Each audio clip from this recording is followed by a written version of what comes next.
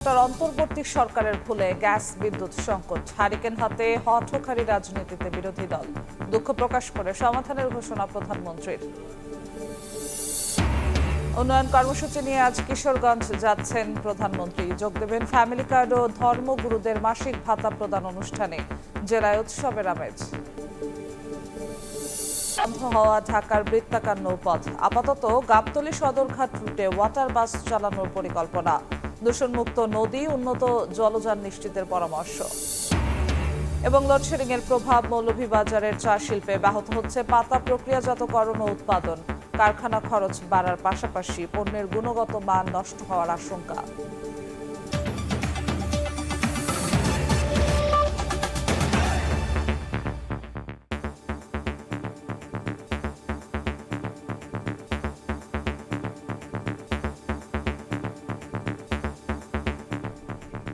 ভোরের সময় সঙ্গে আছি আমি জিন্নাতারা যশোয়া। গ্যাস বিদ্যুৎ সংকটের জন্য স্বৈরাচার আওয়ামী লীগের লুটপাট আর অন্তর্বর্তী সরকারের ভুল সিদ্ধান্তকে দায়ী করলেন প্রধানমন্ত্রী তারেক রহমান। বললেন, সংকট নিয়ে বিভ্রান্তি ও হঠকারিতার রাজনীতি করছে বিরোধী দল। প্রয়াত সাবেক প্রধানমন্ত্রী বেগম খালেদা জিয়ার জন্মবার্ষিকীতে দোয়া ও দরিদ্রদের সহায়তা অনুষ্ঠানে গ্যাস বিদ্যুৎ সমস্যার জন্য দুঃখ প্রকাশ করে দ্রুত সমাধানের আশ্বাস দেন সরকার প্রধান। প্রয়াত সাবেক প্রধানমন্ত্রী বেগম খালেদা জিয়ার ৮২তম জন্মবার্ষিকীতে ঢাকা ১৭ আসনে আয়োজন করা হয় দোয়া মাহফিল। মহাখালীর টিএনডি কলোনি মাঠ ভরে ওঠে বিএনপির বিভিন্ন স্তরের নেতাকর্মীর সমাগমে। যোগ দেন স্থানীয় সংসদ সদস্য প্রধানমন্ত্রী তারেক রহমান। শফিক রহমান ১ লক্ষ টাকার চেক গ্রহণ করবেন। শুরুতেই দুস্থ, অসহায় এবং অসুস্থ ব্যক্তিদের আর্থিক সহায়তা দেন বিএনপি চেয়ারম্যান। বিশেষ দোয়া হয় বেগম খালেদা জিয়ার জন্য।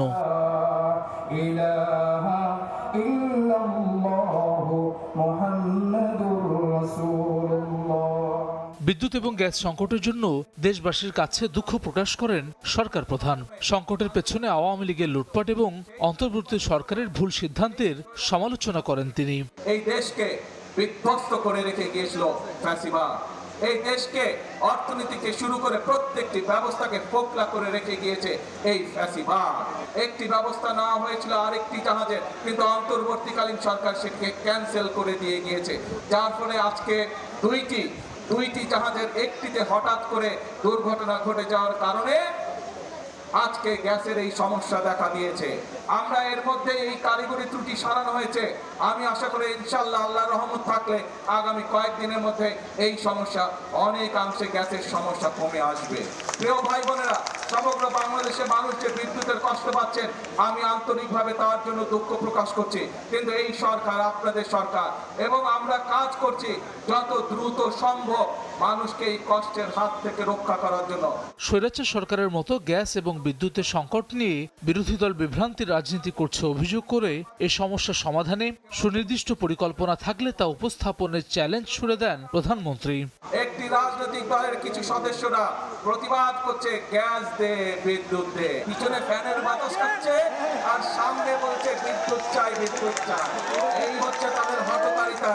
তাদের প্রতি আমি চ্যালেঞ্জ ছুড়ে দিলাম, যেই বিদ্যুতের সমস্যা রয়েছে, যেই গ্যাসের সমস্যা রয়েছে, সেইটি সমাধানের জন্য তারা যদি সরকার থেকে ভালো কোনো পরিকল্পনা নিয়ে আসতে পারে, যে পরিকল্পনা আগামী ৩ মাসের মধ্যে, বাদ দেন ৩ মাস, আরো ৩ মাস আমি তাদেরকে দিলাম, যদি ৬ মাসের মধ্যে তারা সমস্যার সমাধান করতে পারে, তাহলে তাদের প্রত্যেকটি পরিকল্পনা আমরা বাস্তবায়ন করব। আর যদি তারা শুধুমাত্র জনগণকে বিভ্রান্ত করার জন্য, দেশকে বিভ্রান্ত করার জন্য এইসব কথা তারা বলে থাকে, তাহলে অবশ্যই তাদেরকে জনগণের কাছে ক্ষমা চাইতে হবে। সংসদে জ্বালানি সংকট নিরসনের রূপরেখা দেওয়ার কথাও জানান সরকার প্রধান। প্রতিশ্রুতি দেন জনগণকে দেয়া সব প্রতিশ্রুতি বাস্তবায়নের। মানুষকে স্বস্তি দেওয়ার জন্য কাজ করছে। হাসান ওয়ালি, সময় সংবাদ, ঢাকা। ফ্যাসিবাদী সরকারের লুটপাট থেকে শিক্ষকদের কল্যাণ তহবিলও রেহাই পায়নি।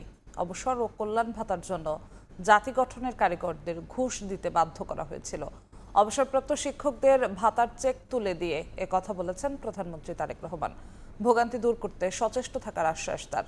এদিকে নিউরো সায়েন্সেস হাসপাতালে ৫০০ শয্যার নতুন ভবন উদ্বোধন করে চিকিৎসক, রোগী, স্বজনদের মধ্যে পারস্পরিক আস্থা ও সম্মানের সম্পর্কের তাগিদ দিয়েছেন সরকার প্রধান। ক্লাসের মাধ্যমে এই চাকরি জীবন শেষে বেসরকারি শিক্ষক কর্মচারী অবসর ও কল্যাণ সুবিধার ভাতা উত্তোলনে ভোগান্তি দূর করতে সরকারের নতুন উদ্যোগ। রাজধানীর ওসমানী স্মৃতি মিলনায়তনে শনিবার ইএফডি ও আইবাসের মাধ্যমে ৬৪ জেলায় ভাতা প্রদান কার্যক্রমের উদ্বোধন করেন প্রধানমন্ত্রী তারেক রহমান। ১০ জন শিক্ষকের হাতে স্মারক চেক তুলে দেন সরকার প্রধান। অতীতে ভাতা উত্তোলন করতে গিয়ে শিক্ষকদের ভোগান্তির কথা তুলে ধরেন প্রধানমন্ত্রী। জানান, ফ্যাসিবাদী সরকারের লুটপাট থেকে রক্ষা পায়নি শিক্ষকদের কল্যাণ তহবিলও। পতিত পরাজিত বিতাড়িত ফ্যাসিবাদী সরকার যেভাবে ব্যাংক, বিমা সহ প্রতিটি সেক্টর থেকে লুটপাট করেছিল, সেই লুটপাটের কবল থেকে অবসরপ্রাপ্ত শিক্ষকদের স্বার্থ রক্ষায় গঠিত উল্লেখিত দুটি তহবিলও রেহাই পায়নি। জাল ইন্ডেক্স তৈরি, লুটপাটের সুযোগ তৈরি করতে শিক্ষকদের কল্যাণ তহবিল থেকে অর্থ দুর্বল ব্যাংকে সরিয়ে নেওয়া এবং প্রযুক্তিগত অবকাঠামোকে ধ্বংস করার মাধ্যমে এই তহবিল দুটিকে প্রায় দেউলিয়া করে ফেলা হয়েছিল।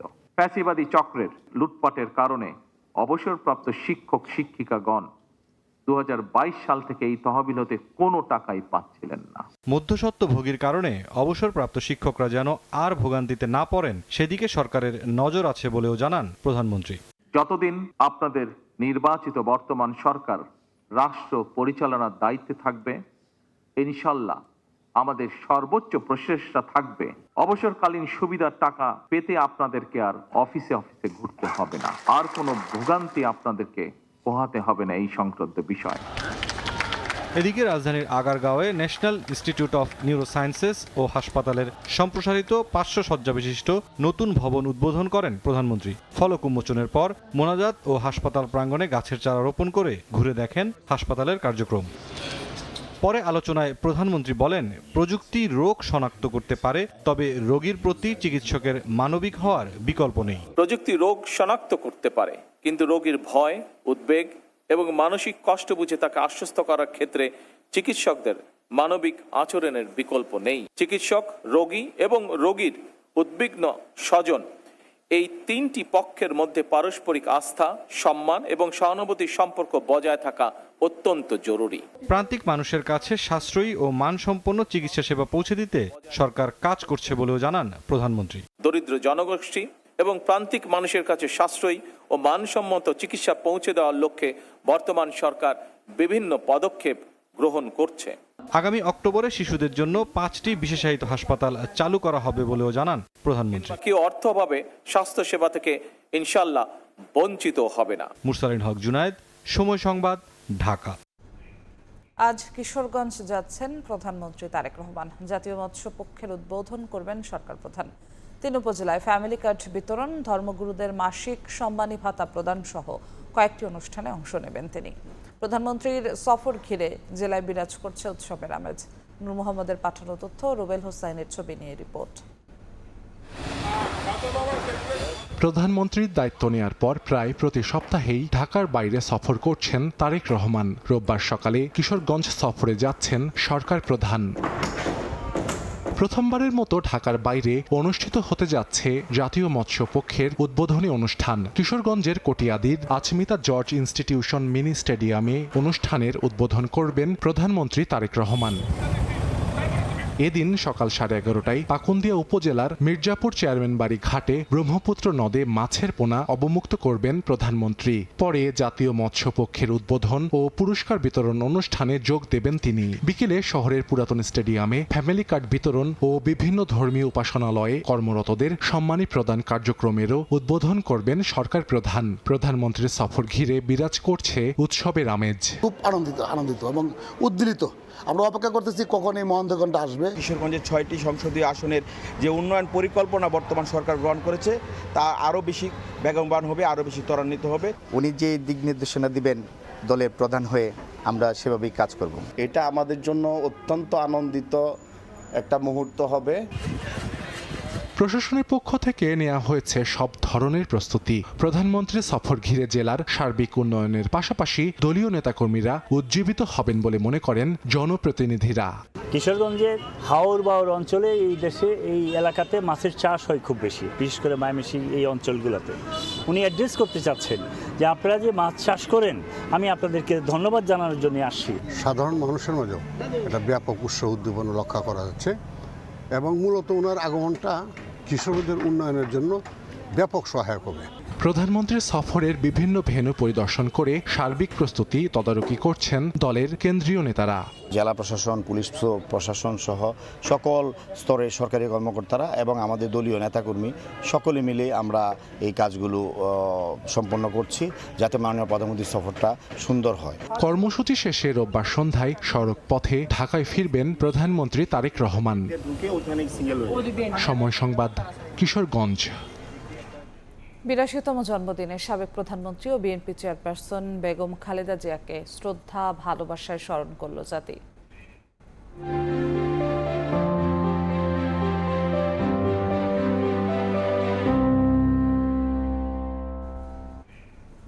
বেগম খালেদা জিয়ার আদর্শ ধারণ করে দেশের স্বাধীনতা, সার্বভৌমত্বকে অক্ষুণ্ণ রাখার প্রত্যয় ব্যক্ত করেছেন বিএনপির সদ্য সাবেক মহাসচিব মির্জা ফখরুল ইসলাম আলমগীর।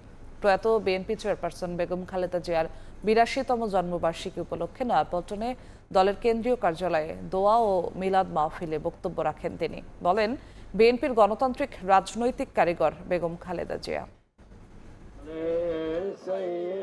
প্রয়াত বিএনপি চেয়ারপারসন বেগম খালেদা জিয়ার ৮২তম জন্মবার্ষিকী উপলক্ষে নয়াপল্টনে দলের কেন্দ্রীয় কার্যালয়ে দোয়া ও মিলাদ মাহফিলের আয়োজন করে বিএনপি। অনুষ্ঠানে উপস্থিত ছিলেন দলের সদ্য সাবেক মহাসচিব সহ শীর্ষ নেতারা।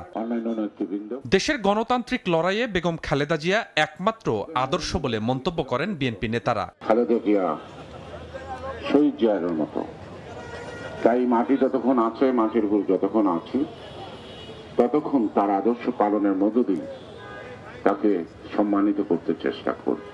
তিনি জেলে গিয়েছেন, তিনি যুদ্ধ করেছেন অন্যায়ের বিরুদ্ধে, অনিয়মের বিরুদ্ধে, স্বৈরাচারের বিরুদ্ধে, ফ্যাসিজমের বিরুদ্ধে, কিন্তু কোনোদিন তিনি কারো কাছে মাথা নত করেননি।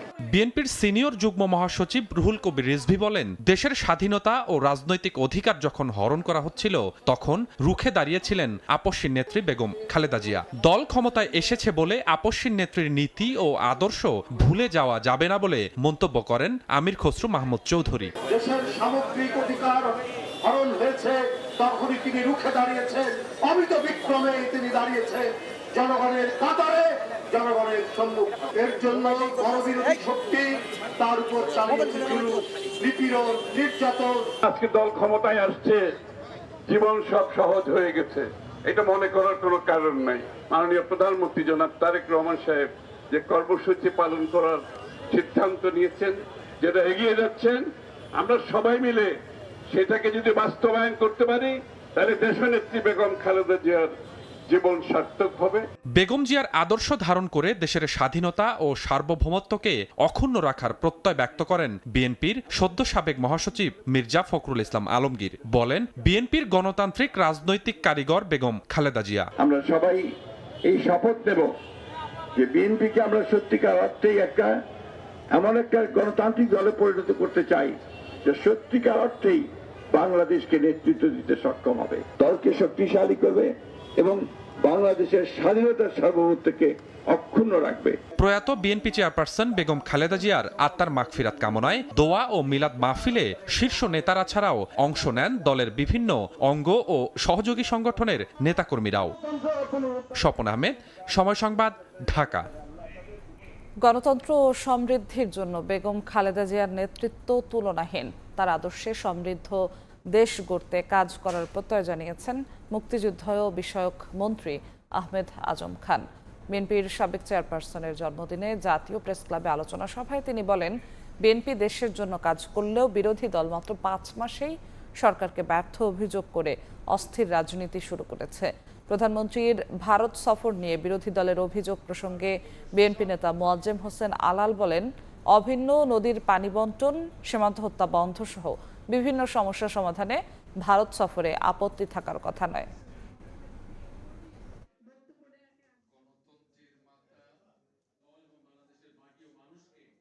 আপসহীন নেত্রী ম্যাডাম খালেদা জিয়া বারবার গণতন্ত্র পুনরুদ্ধার করেছেন। দেশটার সমৃদ্ধির জন্যে বারবার দেশটার নেতৃত্ব দিয়েছেন। আমরা কোনো চাঁদাবাজিতে যাব না, আমরা কোনো দখলবাজিতে যাব না। এই দেশটার দিকে তাকিয়ে আমরা নিজেদেরকে পরিশুদ্ধ করে প্রত্যেকে দেশের জন্য কাজ করব। আজকে তো এক মুহূর্তের জন্য বসে নেই মাননীয় প্রধানমন্ত্রী এবং আমরা তার সহকর্মীরা, অথচ 5 মাসেই তারা চিৎকার শুরু করেছেন আমরা ব্যর্থ। কোথায় ব্যর্থ? আমরা কি 18 বছরের জঞ্জাল 5 মাসে শেষ করতে পারবো? এবার সরকারের 180 দিনের বিশেষ প্রতিবেদন।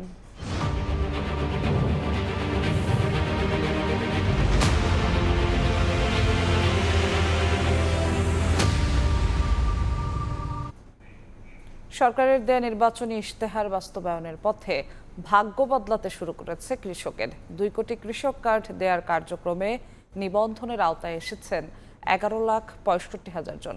এর মাধ্যমে সরকারের সার, বীজ ও স্বল্প সুদে ঋণ সুবিধা সরাসরি পৌঁছাবে চাষির হাতে। তবে রাজনৈতিক প্রভাব আর স্বজনপ্রীতিতে বাদ পড়ার শঙ্কায় অনেকে। সেই সঙ্গে ডিজিটাল ভূমি রেকর্ডের ঘাটতি বিশেষ চ্যালেঞ্জ তৈরি করেছে বলে জানিয়েছে কৃষি সম্প্রসারণ অধিদপ্তর। সাইফুল ইসলামের রিপোর্ট।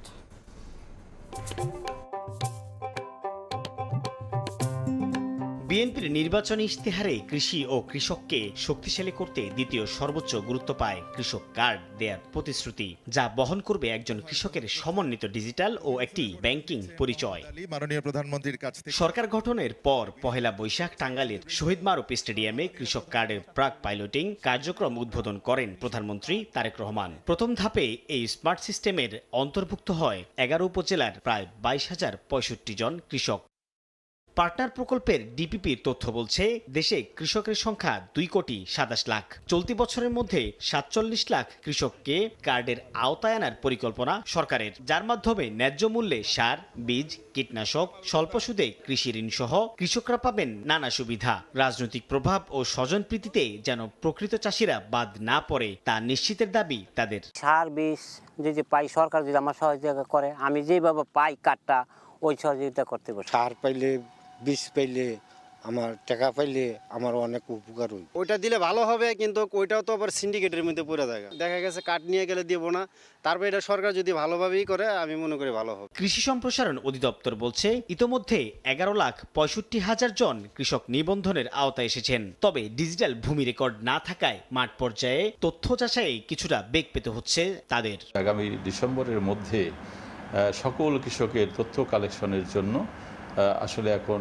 যে প্রক্রিয়াটা আমরা করব, যে নীতিমালা যেটা, তার কার্যক্রম আমরা শুরু করেছি। গ্যাংস্টার যেটা করব সেটা মাননীয় প্রধানমন্ত্রী এবং ওয়ার্কিং কমিটি কর্তৃক অনুমোদন হওয়ার পরে আসলে বলতে পারবো যে এটা কোন সিস্টেমের মধ্য দিয়ে আমরা আগাবো।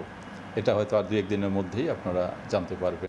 এই উদ্যোগ কৃষকের আয় 15 থেকে 20% পর্যন্ত বৃদ্ধির পাশাপাশি ভর্তুকি অপচয় কমাতে পারে 40%। এমন হিসেব দিয়ে বিশেষজ্ঞরা বলছেন কৃষককে কৃষি যান্ত্রিকীকরণ, কোল্ড স্টোরেজ চেইন তৈরি ও মধ্যস্বত্বভোগী থামাতে সমান জোর দিতে হবে। যে কৃষক কার্ড প্রদান করা হলে সেটা উপকরণ সরবরাহ করা এবং কৃষকের কাছে পৌঁছে দেয়, এটা হয়তো সহজ হবে, কিন্তু দেখতে হবে যে পর্যাপ্ত পরিমাণে উপকরণ সহযোগিতা কৃষক পাচ্ছে কিনা। এখন উচিত হবে before it is too late, যেন এই পুরো প্রক্রিয়াতেই যথাযথভাবে এমনভাবে শুদ্ধতা নিশ্চিত করা হয় যাতে করে এর মাধ্যমে এটাকে, এই যে ইতিবাচক একটা উদ্যোগ সরকারের, সেটিকে আবার নেতিবাচক একটা জায়গায় ঠেলে না দেওয়া হয়, কারণ বাংলাদেশের ট্র্যাক রেকর্ড এটা আছে। কৃষক কার্ডের তথ্য ব্যবহার করে আগাম জানা যাবে কোন এলাকায় কি পরিমাণ সার, বীজ বা সেচ সুবিধা প্রয়োজন। স্মার্ট কৃষক কার্ড শুধুমাত্র একটি সরকারের সাহায্যের মাধ্যম নয়, বরং এটি তৈরি করবে দায়বদ্ধতার নতুন কাঠামো। কাজ সংশ্লিষ্টরা বলছেন প্রকৃত কৃষকের কাছে পৌঁছে দিতে তৈরি করতে হবে স্বচ্ছতা ও জবাবদিহিতা। সাইফুল ইসলাম, সময় সংবাদ, সিংগাইর, মানিকগঞ্জ। বিএনপির স্থায়ী কমিটিতে স্থান পেলেন রুহুল কবির রিজভী, আমানুল্লাহ আমান, ফরহাদ হালিম ও ইসমাইল জবিউল্লাহ। সাংগঠনিক গতিশীলতা বাড়ানোর লক্ষ্যে দলের 4 নেতাকে স্থায়ী কমিটিতে অন্তর্ভুক্ত করার কথা জানিয়েছে দলটি। শনিবার বিএনপির সহ দপ্তর সম্পাদক মোহাম্মদ মুনির হোসেন স্বাক্ষরিত সংবাদ বিজ্ঞপ্তিতে এ তথ্য জানানো হয়েছে। বিএনপি সবশেষ জাতীয় কাউন্সিল অনুষ্ঠিত হয় 2016 সালের 19 মার্চ। ওই কাউন্সিলের পর জাতীয় স্থায়ী কমিটির পুনর্গঠন করা হয়। পরে মৃত্যু ও পদত্যাগ সহ বিভিন্ন কারণে কমিটির কয়েকটি পদ শূন্য হয়। বিভিন্ন সময়ে এসব পদে নতুন সদস্য যুক্ত করেছে দলটি। এবার স্থায়ী কমিটিতে যুক্ত হলেন দলের আরও 4 নেতা। শনিবার বিএনপির এক সংবাদ বিজ্ঞপ্তিতে জানানো হয়, দলের সিনিয়র যুগ্ম মহাসচিব রুহুল কবির রিজভী, চেয়ারপারসনের উপদেষ্টা কাউন্সিলের সদস্য আমানুল্লাহ আমান, ঢাকা মহানগর উত্তর বিএনপির সাবেক ভারপ্রাপ্ত আহ্বায়ক ফরহাদ হালিম এবং চেয়ারপারসনের উপদেষ্টা কাউন্সিলের সদস্য মোহাম্মদ ইসমাইল জবিউল্লাহকে স্থায়ী কমিটিতে অন্তর্ভুক্ত করা হয়েছে। বিজ্ঞপ্তিতে বলা হয়, সাংগঠনিক গতিশীলতা বাড়ানোর লক্ষ্যেই এই সিদ্ধান্ত। স্থায়ী কমিটির নতুন সদস্যদের মধ্যে রুহুল কবির রিজভী আন্দোলন সংগ্রামে বিএনপির সামনের সারির নেতা। ফ্যাসিবাদ বিরোধী আন্দোলনে নেতাকর্মীরা জেল জুলুমের শিকার হলে ঢাল হয়ে দাঁড়ান। দমন পীড়নের সামনে প্রতিবাদ অব্যাহত রাখেন তিনি। রাজপথের লড়াকু নেতা আমানুল্লাহ আমান ঢাকা মহানগর উত্তর বিএনপির আহ্বায়ক হিসেবে দায়িত্ব পালন করেছেন। আওয়ামী সরকারের অপশাসন আর ভোটবিহীন নির্বাচনের প্রতিবাদে সামনের সারিতে ছিলেন তিনি। পুলিশের হামলা মামলায় জেল খেটেছেন বহুবার।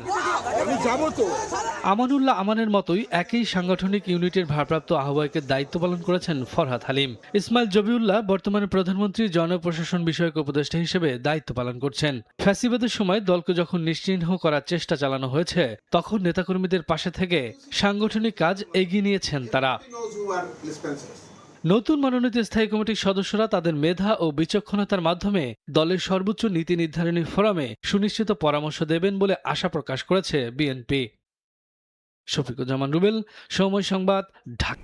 বাংলাদেশ ভারত সম্পর্ক আরও শক্তিশালী ও কার্যকর করতে বাণিজ্য, যোগাযোগ, নিরাপত্তা ও স্বাস্থ্য সহ বিভিন্ন খাতে অংশীদারত্ব বাড়ানোর কথা জানিয়েছেন ঢাকায় নিযুক্ত ভারতীয় হাইকমিশনার দীনেশ ত্রিবেদী। বলেন, দুই দেশের সম্পর্কের সবচেয়ে বড় শক্তি জনগণের সঙ্গে জনগণের যোগাযোগ। সকালে ভারতের ৮০তম স্বাধীনতা দিবস উপলক্ষে আয়োজিত অনুষ্ঠানে এসব কথা বলেন তিনি। ভারতের ৮০তম স্বাধীনতা দিবস উপলক্ষে ঢাকায় নানা আয়োজন করে ভারতীয় দূতাবাস। শনিবার সকালে দূতাবাস প্রাঙ্গণে সমবেত হন বাংলাদেশে বসবাসরত ভারতীয় নাগরিক, বিভিন্ন দেশের কূটনীতিক ও হাই কমিশনের কর্মকর্তারা। ভারতের জাতীয় সঙ্গীত পরিবেশনের মধ্য দিয়ে শুরু হয় দিবসের আয়োজন। পরে দেশটির জাতীয় পতাকা উত্তোলন করেন ঢাকায় নিযুক্ত ভারতীয় হাই কমিশনার দীনেশ ত্রিবেদী। জনগণের সঙ্গে জনগণের যোগাযোগই বাংলাদেশ ভারত বন্ধুত্বের মূল শক্তি মন্তব্য করে ভারতীয় হাই কমিশনার বলেন, দুই দেশের বন্ধুত্ব আরও শক্তিশালী করতে বাণিজ্য, যোগাযোগ, নিরাপত্তা ও স্বাস্থ্য খাতে বাংলাদেশের সঙ্গে অংশীদারিত্ব বাড়াতে কাজ করছে Bharat. Mutual respect and partnership continues to flourish. We are advancing our partnership across very vital sectors ranging from trade, connectivity to security and healthcare. শান্তি, সহযোগিতা ও সংলাপ ভারতের পররাষ্ট্রনীতির মূল স্তম্ভ উল্লেখ করে হাই কমিশনার বলেন, অর্থনৈতিক সম্পর্ক জোরদারে বিভিন্ন দেশের সঙ্গে মুক্ত বাণিজ্য চুক্তির মাধ্যমে গ্লোবাল সাউথের নেতৃত্ব দিতে চায় New Delhi. Peace, cooperation, dialogue and ideal of Vasudhaiva Kutumbakam are the pillars of our foreign policy. We have entered into a free trade agreements with many countries. We are playing a leading role among the countries of the global south. দুই দেশের যৌথ সমৃদ্ধি নিশ্চিত করতে বাংলাদেশ ও ভারতকে একসঙ্গে কাজ করার আহ্বান জানান দীনেশ ত্রিবেদী। দিন মোহাম্মদ সাব্বির, সময় সংবাদ, ঢাকা। বন্ধ হওয়া ঢাকার বৃত্তাকার নৌপথ ফের চালুর সিদ্ধান্ত নিয়েছে সরকার। এবার দায়িত্ব দেওয়া হচ্ছে বেসরকারি প্রতিষ্ঠানকে। প্রকল্পটি বাস্তবায়নে কাজ শুরু করেছে বিআইডব্লিউটিএ, বিআইডব্লিউটিসি ও ডিটিসিএ। সংশ্লিষ্টরা বলছেন, সড়কপথে সংযোগ, দূষণমুক্ত নদী এবং উন্নত মানের জলযান নিশ্চিত করলেই সফল হবে বৃত্তাকার নৌপথ। বুলবুল রেজার রিপোর্ট। বুড়িগঙ্গার বাদামতলী ঘাট দীর্ঘদিন ধরে নোঙর করা ৬টি ওয়াটার বাস, জরাজীর্ণ যানগুলোর একটিরও নেই ফিটনেস। এখন নিলামে বিক্রির চেষ্টা করছে বিআইডব্লিউটিসি। খরচ কম, নেই যানজট, সাশ্রয়ী ও স্বাচ্ছন্দ্যের যাত্রা। 2004 সালে আশুলিয়া থেকে সদরঘাট পর্যন্ত দুটি ছোট লঞ্চ দিয়ে প্রথম ওয়াটার বাস সেবা উদ্বোধন করা হয়। কিছুদিন পর সেবাটি বন্ধ হয়ে যায়। 2010 সালে এই রুটে আবার নামানো হয় দুটি ওয়াটার বাস। 2014 সালে 2 ধাপে নামানো হয় আরও 10টি। 2016 সালে এই সেবা পুরোপুরি বন্ধ হয়ে যায়। অন্যতম কারণ অব্যাহত লোকসান।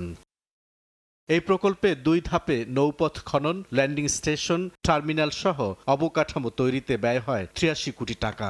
এছাড়া ওয়াটার বাস কেনা ও পরিচালনায় ব্যয় হয়েছে প্রায় 38 কোটি টাকা। সব মিলিয়ে বৃত্তাকার নৌপথে প্রায় 122 কোটি টাকা ব্যয়ের প্রায় পুরোটাই গেছে জলে। আবারও চালু হচ্ছে বৃত্তাকার নৌপথ, তবে এবার দায়িত্ব দেয়া হচ্ছে বেসরকারি প্রতিষ্ঠানকে।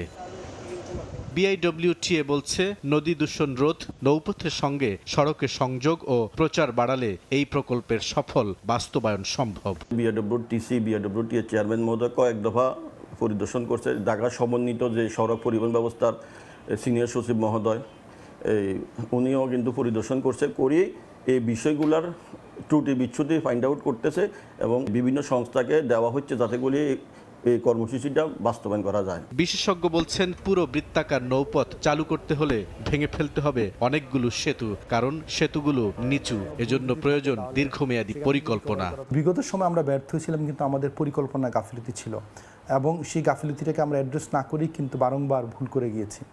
এখন আবার নতুন করে উদ্যোগটা হয়েছে, তাহলে আমাদের সবার আগে দেখতে হবে আগে কেন আমরা ফেল করেছিলাম। আমরা আবারও তো শত কোটি টাকা তার লোকসান অ্যাফোর্ড করতে পারি না। তাহলে সেই বিজনেস মডেলটা খোঁজা দরকার, ভুলের কারণগুলো অনুসন্ধান করা দরকার। ওয়াটার বাস আপাতত গাবতলী থেকে সদরঘাট পর্যন্ত চালুর পরিকল্পনা রয়েছে সরকারের। অপচয় কাকে বলে, কত প্রকার ও কি সরেজমিনে দেখতে হলে আপনাকে আসতে হবে বাদামতলী ঘাটে। এখানে নোঙর করে রাখা হয়েছে কয়েকটি ওয়াটার বাস। অতীতে শত কোটি টাকা খরচ করে ব্যর্থ হয়েছিল প্রকল্পটি, আবারও চালু হচ্ছে সেই সেবা।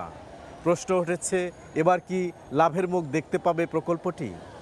বুলবুল রেজা, সময় সংবাদ, সদরঘাট, ঢাকা। 8 বছর পর সিলেটে ফিরছে বিদেশি এয়ারলাইন্স। 1 সেপ্টেম্বর থেকে সিলেট মাস্কাট রুটে সরাসরি ফ্লাইট চালু করছে ওমান ভিত্তিক সালাম এয়ার। এতে প্রবাসীদের যাতায়াত সহজ হওয়ার পাশাপাশি আন্তর্জাতিক যোগাযোগ, ব্যবসা বাণিজ্য ও পর্যটন খাতে তৈরি হবে নতুন সম্ভাবনা। নৌশাদ আহমেদ চৌধুরীর ছবিতে অপু বণিকের রিপোর্ট। দীর্ঘ অপেক্ষার অবসান ঘটিয়ে প্রায় 8 বছর পর সিলেটের আকাশপথে ফিরছে বিদেশি এয়ারলাইন্সের নিয়মিত বাণিজ্যিক ফ্লাইট। এতে উচ্ছ্বসিত প্রবাসীরা। 2015 সালে ফ্লাই দুবাইয়ের মাধ্যমে সিলেটে বিদেশি এয়ারলাইন্সের যাত্রা শুরু হলেও 2018 সালে বন্ধ হয়ে যায়। অবশেষে আগামী 1 সেপ্টেম্বর থেকে আবারও উসমানিয়া আন্তর্জাতিক বিমানবন্দরে যুক্ত হচ্ছে বিদেশি এয়ারলাইন্সের নিয়মিত বাণিজ্যিক ফ্লাইট। সিলেট মাস্কাট রুটে সপ্তাহের শনি, মঙ্গল ও বৃহস্পতিবার সরাসরি ফ্লাইট পরিচালনা করবে ওমান ভিত্তিক সালাম এয়ার। এতে যাত্রীদের সময় ও খরচ দুটোই কমবে বলে প্রত্যাশা সংশ্লিষ্টদের। অনেক সময় ট্রানজিট থাকতো, গ্যাদারিং থাকতো, অনেক ঝামেলা থাকতো। এখন যেহেতু সিলেট সরাসরি ফ্লাইট শুরু হয়েছে, এতে আমরা সিলেটবাসী খুবই আনন্দিত, আমরা প্রবাসীরা বিশেষ করে আনন্দিত। ভোগান্তি কমবে, যাত্রা খরচ কমবে। সিলেট থেকে মাস্কাট ডিরেক্ট ফ্লাইট অপারেট করছি আমরা। মাস্কাট হাব, সেখান থেকে 40টিরও বেশি সংখ্যক গন্তব্যে আমাদের ফ্লাইট অপারেট করছে। এটা সফল হলে কিন্তু পরবর্তীতে ইউরোপের বা আমেরিকা বা কানাডা এই এয়ারলাইন্সগুলো এখানে আসার জন্যই হবে। এদিকে নতুন ফ্লাইট পরিচালনায় প্রস্তুত উসমানিয়া আন্তর্জাতিক বিমানবন্দর কর্তৃপক্ষ। আর যাত্রী হয়রানির শিকার বন্ধে প্রয়োজনীয় ব্যবস্থা নেওয়ার আশ্বাস প্রবাসী কল্যাণ ও বৈদেশিক কর্মসংস্থান মন্ত্রীর। সিলেট থেকে লন্ডন ফ্লাইট অপারেশন হয় এবং লন্ডন ফ্লাইটের জন্য সেন্সিটিভ বেশ কিছু সিকিউরিটি আপগ্রেডেশন, সিকিউরিটি অ্যাক্টিভিটি লাগে। আমরা সেই সিকিউরিটি অ্যাক্টিভিটি পালনে অভ্যস্ত। সেখানে মাস্কাট ফ্লাইটের জন্য আলাদা করে কোনো আয়োজনের প্রয়োজন হবে না। কি হয়রানি হচ্ছে সেটা যদি যথাযথ কর্তৃপক্ষ, এখন অ্যাটলিস্ট সরকার যেহেতু আমরা আছি, আমি মন্ত্রণালয়ে না থাকলেও আমি সিলেটের সন্তান হিসাবে এরকম যদি কিছু স্পেসিফিক ডকুমেন্টারি এভিডেন্স থাকে অবশ্যই আমাদের সঙ্গে যোগাযোগ। বাংলাদেশ থেকে প্রতি সপ্তাহে 24টি ফ্লাইট পরিচালনা করবে সালাম এয়ার। এর মধ্যে চট্টগ্রাম থেকে 14টি, ঢাকা থেকে 7টি এবং সিলেট থেকে থাকবে 3টি ফ্লাইট। ধারাবাহিকভাবে বিদেশি এয়ারলাইন্স ও নতুন রুট যুক্ত হলে সিলেটকে একটি কার্যকর আন্তর্জাতিক এভিয়েশন হাব হিসেবে গড়ে তোলার সম্ভাবনাও আরও শক্তিশালী হবে, এমনটাই প্রত্যাশা সকলের। অপু বণিক, সময় সংবাদ, সিলেট। হবিগঞ্জে ২৫০ শতাধিক সরকারি প্রাথমিক বিদ্যালয়ের ভবন ঝুঁকিপূর্ণ। জরাজীর্ণ এসব ভবনেই চলছে পাঠদান। এতে কোমলমতি শিক্ষার্থীদের নিরাপত্তা নিয়ে দেখা দিয়েছে শঙ্কা। দ্রুত সংস্কার কিংবা নতুন ভবন নির্মাণের দাবি শিক্ষক অভিভাবকদের। সংস্কারে পদক্ষেপ নেয়ার আশ্বাস শিক্ষা কর্মকর্তার। রাশেদ আহমদ খানের তথ্য ও আমিনুল ইসলাম আপনের ছবিতে রিপোর্ট। ভবনের ছাদ এবং দেয়ালের অধিকাংশ স্থানে ফাটল, খসে পড়েছে পলেস্তরা। হবিগঞ্জের শতাধিক সরকারি প্রাথমিক বিদ্যালয়ই এমন পুরনো ও জরাজীর্ণ। দীর্ঘদিন সংস্কার না হয় ভবনের বিভিন্ন অংশ নড়বড়ে। আতঙ্ক নিয়েই ক্লাস করতে হচ্ছে শিক্ষার্থীদের। এ অবস্থায় দ্রুত সংস্কার কাজ শুরু না করলে শিক্ষার্থীদের পাঠদান ব্যাহত হওয়ার আশঙ্কা শিক্ষক ও অভিভাবকদের। স্কুল ভাঙার কারণে আমরা ঠিকমতো পড়তে পারি না। বারান্দাতে পড়তে খুব কষ্ট হচ্ছে, গরম ও লাগছে। আমাদের স্কুলে আসতে ভয় করে, হঠাৎ স্কুল ভেঙে না পড়ে। বিদ্যালয় ভাঙার কারণে অনেক ছাত্রছাত্রীরা বিদ্যালয়ে আসে না, অভিভাবকরাও তাদের বাচ্চাদের আমাদের বিদ্যালয়ে পাঠাতে চায় না। বিদ্যালয়গুলো সংস্কারে প্রয়োজনীয় পদক্ষেপ নেওয়ার আশ্বাস জেলা শিক্ষা কর্মকর্তার। PDP 5 থেকে এই সকল বিদ্যালয় সহ আরো অন্যান্য যেসব বিদ্যালয়ে ভবন এবং শ্রেণীকক্ষ নির্মাণ দরকার, সেগুলো নির্মাণের জন্য আমরা অলরেডি ঊর্ধ্বতন অফিসে আমরা তালিকা প্রেরণ করেছি। জেলায় 1052টি সরকারি প্রাথমিক বিদ্যালয় রয়েছে। এর মধ্যে অন্তত 259টি বিদ্যালয়ের ভবন জরাজীর্ণ আর অতি ঝুঁকিপূর্ণ হিসাবে চিহ্নিত 20টি। সময় সংবাদ, হবিগঞ্জ। ভোরের সময় আরো থাকছে। সন্তোষপুর বনাঞ্চল রক্ষায় নতুন সিদ্ধান্ত। 565 একর বনভূমিতে হবে ইকো পার্ক। বন ও জীববৈচিত্র্য রক্ষার পাশাপাশি পর্যটনের সম্ভাবনা। টেকসই বাস্তবায়ন। হামের উপসর্গ নিয়ে 24 ঘন্টায় দেশে আরও 8 জনের মৃত্যু হয়েছে আর ডেঙ্গুতে মারা গেছেন 2 জন। 24 ঘন্টায় ডেঙ্গুতে আক্রান্ত হয়েছেন 730 জন এবং নতুন করে হামের উপসর্গ পাওয়া গেছে 798 জনের শরীরে। শনিবার স্বাস্থ্য অধিদপ্তরের নিয়মিত প্রতিবেদনে জানানো হয়, হামের মৃতদের মধ্যে 6 জনই ঢাকা বিভাগের। গত 15 মার্চ থেকে এখন পর্যন্ত হামের উপসর্গ নিয়ে 803 শিশুর মৃত্যু হয়েছে। একই সময়ে নিশ্চিত হামে মারা গেছে 99 শিশু। সব মিলিয়ে হামের উপসর্গ ও নিশ্চিত হামের মৃত্যুর সংখ্যা দাঁড়িয়েছে 902 জনে। চলতি বছরের 15 আগস্ট পর্যন্ত সারা দেশে মোট ডেঙ্গু আক্রান্ত হয়ে হাসপাতালে ভর্তি হয়েছেন 23,173 জন। এবছরে ডেঙ্গুতে মোট 67 জনের মৃত্যু হয়েছে।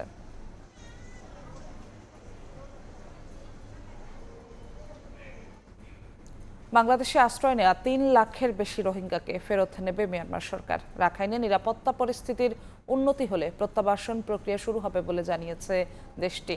শনিবার মিয়ানমারের পররাষ্ট্র মন্ত্রণালয়ের বরাতে এই তথ্য জানিয়েছে বার্তা সংস্থা AP। প্রতিবেদনে বলা হয়, বাংলাদেশের দেয়া তালিকার 8,28,824 রোহিঙ্গার মধ্যে জুলাইয়ের শেষ নাগাদ 4,26,545 জনের তথ্য যাচাই করেছে মিয়ানমার। দেশটির পররাষ্ট্র মন্ত্রণালয়ের তথ্য অনুযায়ী 3,08,797 জনকে রাখাইনের বাসিন্দা হিসেবে শনাক্ত করেছে তারা। তবে রাখাইন থেকে 10 লাখের বেশি মানুষ বাস্তুচ্যুত হয়েছে এমন দাবি প্রত্যাখ্যান করেছে মিয়ানমার। তাদের দাবি, 2017 সালের সহিংসতার পর 5,40,000-এর বেশি রোহিঙ্গা পালিয়ে বাংলাদেশে আসে আর 2 লাখের বেশি মানুষ উত্তর রাখাইনে থেকে যায়।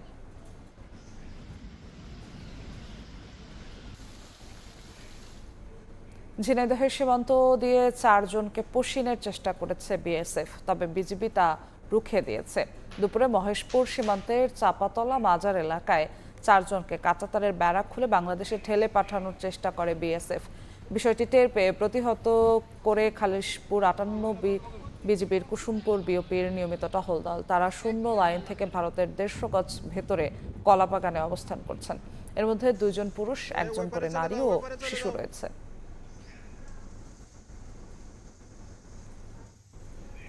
সিএনজি ফিলিং স্টেশনগুলোতে ঘন্টার পর ঘন্টা লাইনে দাঁড়িয়ে থেকেও মিলছে না পর্যাপ্ত গ্যাস। চাপ কম থাকায় কোথাও আবার বন্ধ হয়ে গেছে ফিলিং স্টেশন। সংকটের দ্রুত সমাধান চান চালক, যাত্রী সহ ভুক্তভোগীরা।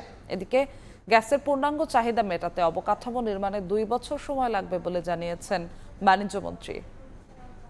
4.5 ঘন্টা গ্যাস নিতে যদি আপনার মনে করেন 1-1.5 টাকার গ্যাস দেয়, তাহলে এইভাবে চলবো কীভাবে? সারাদিন রইতে পুরো গ্যাস নিব, আবার বিকেলে ডিউটি করবো, যেটুকু গ্যাস ঢুকবে প্রেশারও নাই। ধরেন আপনার প্রেশার আছে 90-100, 500-600 টাকার গ্যাস ঢুকবে, ওটা বিকেলে ডিউটি করে শেষ, আবার রাইতে সিরিয়াল লাগাবো, ঠিক আছে, 9টার পরে আবার সিরিয়াল লাগাবো। আমরা 24 ঘন্টা রাস্তায় থাকি। রোদে পুড়ে ঘামে ভিজে ঘন্টার পর ঘন্টা লাইনে দাঁড়িয়ে অপেক্ষারত এই মানুষদের গল্পগুলো একই রকম। যাদের সংসারের চাকা ঘোরে গাড়ির চাকায় ভর করে, তাদের দিনের অধিকাংশ সময় কাটছে সিএনজি ফিলিং স্টেশনগুলোর দীর্ঘ লাইনে গ্যাসের জন্য অপেক্ষায়। ছুটির দিনেও রাজধানীর ফিলিং স্টেশনগুলোতে যতদূর চোখ যায় গাড়ির দীর্ঘ সারি। গ্যাস সংকটে কোনো পাম্পই মিলছে না পর্যাপ্ত জ্বালানি, বন্ধ রয়েছে অধিকাংশ ফিলিং স্টেশনই। এই যে 83 টাকার গ্যাস নিছি, এটা আইতে আইতে আপনার আরো বেশি পড়াইছে। যদি সরকারে মনে করে দাম বাড়ায় দিবে, দাম বাড়ায় দিক, আমাদের এই কষ্টটা আমরা চাচ্ছি না। 2 থেকে 3 বার গ্যাস লওয়া লাগবে, ওই দেন 60 টাকা 70 টাকা গ্যাস পড়েছে, এভাবে নিলে 2 ট্রিপ মারা যাবে, আবার আসতে হবে। পর্যাপ্ত গ্যাস না পাওয়ায় বিপাকে পড়েছেন সিএনজি ফিলিং স্টেশন কর্তৃপক্ষ। সরবরাহ কমায় দৈনিক আয়ে বড় ধরনের ধস নেমেছে তাদের। এদিকে সংকট সমাধানে সরকারের পক্ষ থেকে সুনির্দিষ্ট কোনো বার্তা না পাওয়ায় হতাশ পাম্প মালিকরা। অন্যদিকে ক্ষুব্ধ চালকদের চাপ সামলাতে গিয়েও নাজেহাল পাম্প কর্তৃপক্ষ। লাইনে প্রেশার কম, গ্যাস কম, গাড়িওয়ালারা গ্যাস ঠিক মতো পাচ্ছে না। একই গাড়ি 3 বার 4 বার 5 বার লাইনে দাঁড়াচ্ছে, একবার গ্যাস নিয়ে যাচ্ছে আবার দাঁড়াচ্ছে। এইভাবে তো লাইনের পর লাইন হচ্ছে, ভোগান্তি আমাদের হচ্ছে, এবং আমাদের চেয়ে কাস্টমার এবং ড্রাইভারদের ভোগান্তি মনে করি বেশি হচ্ছে। রাজধানী ছাড়াও চট্টগ্রাম, নারায়ণগঞ্জ, চাঁদপুর ও দিনাজপুরেও তীব্র আকার ধারণ করেছে সিএনজি সংকট। দীর্ঘ সময় লাইনে দাঁড়িয়েও মূল লাইনে পর্যাপ্ত চাপ না থাকায় গ্যাস নিতে পারছেন না চালকরা। বাড়ালি 10 টাকা বেশি যাই, যাত্রী গার্মে মারামারি, যাত্রীরা ঝগড়া করতো, এগুলোই আমরা এখন আসি অসহায়ের ভিতরে পড়ে দিচ্ছি। এখানে গ্যাস পাচ্ছি না, ঘন্টাকে ঘন্টা আমরা রাস্তা ভাড়া দিতেছি। 1 ঘন্টা দেয় গ্যাস, 3 ঘন্টা বন্ধ রাখে, আর নাই। এদিকে দেশে গ্যাসের পূর্ণাঙ্গ চাহিদা মেটাতে প্রয়োজনীয় অবকাঠামো নির্মাণ করতে 2 বছর সময় লাগবে বলে জানিয়েছেন বাণিজ্যমন্ত্রী। রিগ্যাসিফিকেশন ইউনিট ফ্লোটিং, এটা এমন কোনো জিনিস না যে আপনি কোনো জায়গা থেকে গিয়ে রেডিমেড কিনে আনতে পারবেন। এটা বানাতে হয়, সেটার জন্য বছর 2 সময় লাগে অর্ডার দেওয়ার পরে। আগামী 2 বছর পরে তো ইনশাল্লাহ স্বাভাবিক হবেই, কিন্তু এই 2 বছরের মধ্যে আউট অফ দি বক্স কোনো কিছু করা যায় কিনা, মানে প্রচলিত ধ্যান ধারণার বাইরে গিয়েও কিছু করা যায় কিনা, সেই জন্য সরকার কাজ করছে। গ্যাস সংকট দীর্ঘায়িত হলে বড় ধরনের আর্থিক বিপর্যয়ের শঙ্কায় সাধারণ মানুষ। সামদানি প্রত্যয়, সময় সংবাদ, ঢাকা। বিদ্যুৎ বিভ্রাটে মৌলভীবাজারে ব্যাহত হচ্ছে চা পাতা প্রক্রিয়াজাতকরণ ও উৎপাদন। কারখানাগুলোর উৎপাদন খরচ বাড়ার পাশাপাশি গুণগত মান নষ্ট হওয়ার আশঙ্কা দেখা দিয়েছে। তবে শিগগিরই সংকট কেটে যাওয়ার আশা বিদ্যুৎ বিভাগের। শাহ অলিদুর রহমানের পাঠানো তথ্য ও মোহাম্মদ ইয়ারুপ আহমদের ছবিতে রিপোর্ট। দিনের বেশিরভাগ সময় বন্ধ থাকছে কারখানার মেশিন। মৌলভীবাজারে বিদ্যুতের আসা যাওয়ার খেলার প্রভাব পড়েছে চা পাতা প্রক্রিয়াজাতকরণ ও উৎপাদনের উপর।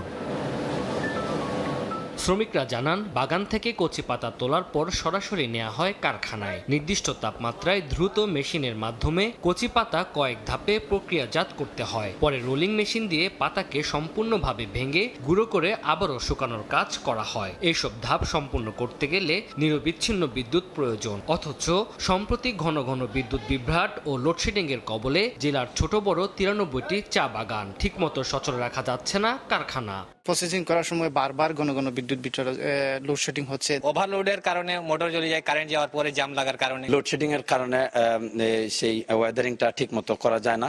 উৎপাদন স্বাভাবিক রাখতে কারখানাগুলোয় খরচ দ্বিগুণ বেড়েছে। পাশাপাশি সময় মতো শুকনো ও প্রক্রিয়াজাত না হওয়ায় উৎপাদিত চায়ের গুণগত মানও পড়ে যাচ্ছে। লোডশেডিং চা উৎপাদন ব্যাহত হচ্ছে, এতে গিয়ে কোয়ালিটিও খারাপ হচ্ছে। হয়তো যাদের জেনারেটর আছে, গ্যাস জেনারেটর, ডিজেল জেনারেটর আছে, তাদের হয়তো কিছুটা কাভার করে। এ অবস্থায় দ্রুতই সমস্যা সমাধানে কাজ চলছে জানায় স্থানীয় বিদ্যুৎ বিভাগ। অথরিটির সাথে যোগাযোগ করছি এবং তাদের কাছ থেকে যে আমরা আশ্বস্ত হয়েছি অতি দ্রুত এটা সমস্যার সমাধান হবে এবং আমরা আশা করি ভালো বিদ্যুৎ সরবরাহ দিতে পারবো। বাংলাদেশ চা বোর্ডের তথ্য মতে চলতি বছরে দেশে 10,40,00,000 কেজি চা উৎপাদনের লক্ষ্যমাত্রা নির্ধারণ করা হয়েছে। সময় সংবাদ, মৌলভীবাজার।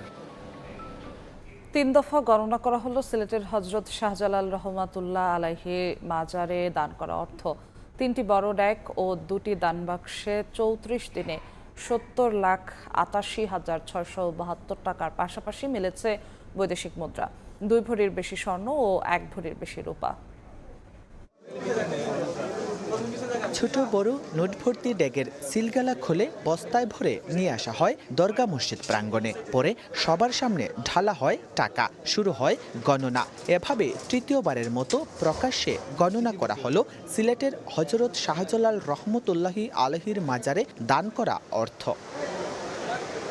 শনিবার সকাল 10টার দিকে দান বাক্স ও দানের ডেকগুলোর সিলগালা খোলার কার্যক্রম শুরু হয়। 3টি ডেক ও 2টি বড় দান বাক্স খোলার পর সকাল 10:30টার দিকে শুরু হয় গণনা। 34 দিনে 70,88,672 টাকার পাশাপাশি মিলেছে বৈদেশিক মুদ্রা, 2 ভরির বেশি স্বর্ণ ও 1 ভরির বেশি রূপা। এই টাকাগুলা এতিম অসহায় মানুষের জন্য একটা মেডিকেলের ব্যবস্থা করা হয়, এর জন্য সাহায্য করা হবে। খানকা কার্যক্রম প্রতিষ্ঠিত হোক, মুসাফিরখানা এবং লঙ্গরখানা আবারও সুন্দরভাবে সুচারুরূপে প্রতিষ্ঠা পাক। সবগুলো টাকাই ওই অ্যাকাউন্টেই জমা হবে, মানে যেটা হয়েছে বিগত সময়ে সেটিই হচ্ছে এখন। এছাড়াও রয়েছে মানুষের দান করা গরু, ছাগল ও হাঁস মুরগি, যার হিসাব মাজার কর্তৃপক্ষের কাছে রয়েছে। অনেকগুলো পশু আসলে জবাই করে লঙ্গরখানায় খাবার সরবরাহ করা হয় তাকে। নতুন দানবাক্স স্থাপনের পর প্রথম দফায় 17,549 টাকা ও দ্বিতীয় দফায় পাওয়া যায় 47,10,153 টাকা।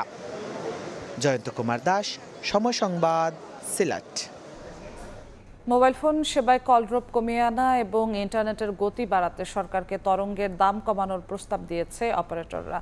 আসছে নভেম্বরে প্রায় 17,000 কোটি টাকার তরঙ্গ নবায়ন করতে হবে গ্রামীণফোন, রবি ও বাংলালিংককে।